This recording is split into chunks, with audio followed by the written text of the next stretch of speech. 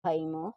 And then sana nga 'no, sana yung bang sabihin natin na yung nagtagpo kayo sana hindi gano'n yung sitwasyon 'no, something like that 'no. So, maybe for some of you short-term connection ang nangyari sa inyo ng person na ito 'no. So, sana nga yung nagtagpo kayo sana iba yung sitwasyon 'no. So, may may panghihinayang at the same point, I mean that time 'no, kumbaga itong person na 'to may panghihinayang siya na sana ay mas lumalim pa kung ano yung meron kayo before 'no, something like that 'no. So, naiisip lang naman ng person na ito 'no, so sana nga ay parang minsan napapaisip siya na sana iba yung sitwasyon nung time na meron kayong connection 'no, something like that 'no. So, kayo lang din nakakaalam kung ano yun 'no, kung sino 'tong person na ito, right?